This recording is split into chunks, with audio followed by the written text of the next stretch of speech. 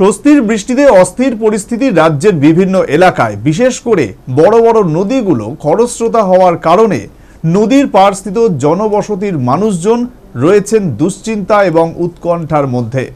গত কয়েকদিনের টানা বৃষ্টিতে উদয়পুরের ১ নম্বর ওয়ার্ডের বেশ কিছু বাড়িঘর নদী গর্ভে তলিয়ে যাওয়ার উপক্রম, যা নিয়ে চিন্তিত প্রত্যেকেই। গত কয়েকদিনের টানা মেঘ ভাঙা বৃষ্টিতে ব্যাপক ক্ষতির সম্মুখীন দেশের ৭টি রাজ্য, পাশাপাশি রাজ্যের বেশ কিছু জেলা ও মহকুমাতে এই বৃষ্টির কারণে বন্যা পরিস্থিতি ক্রমশ অবনতি ঘটেছে রাজ্যে। বিশেষ করে দক্ষিণ ত্রিপুরা জেলায় ব্যাপক ক্ষতির সম্মুখীন মানুষ। বেশ কিছু ত্রাণ শিবিরের আশ্রয় নিয়েছেন প্রত্যেকে। তার পাশাপাশি কয়েকদিনের টানা বৃষ্টিতে জলস্ফীতি বৃদ্ধি পেয়েছে গোমতী নদীতে।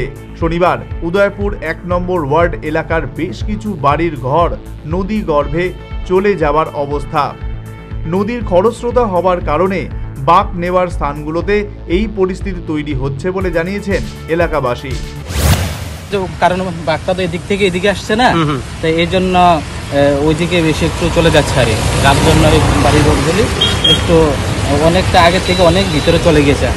কারণ বাড়ি আপনার উপরে দেখছেন যেগুলি অনেক সামনের দিকে ছিল আগে পারগুলা, তো এখন যেহেতু বেশি বর্ষার সিজন এই জন্য এইরকম। একদিকে নদীর গভীরতা কমে যাচ্ছে, আর অন্যদিকে জলস্ফীতি বৃদ্ধি হওয়ার কারণে নদী ক্রমশ প্রশস্ত হচ্ছে বেশ কিছু এলাকায়।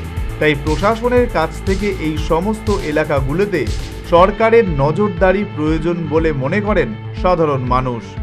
Bureau report, news vanguard.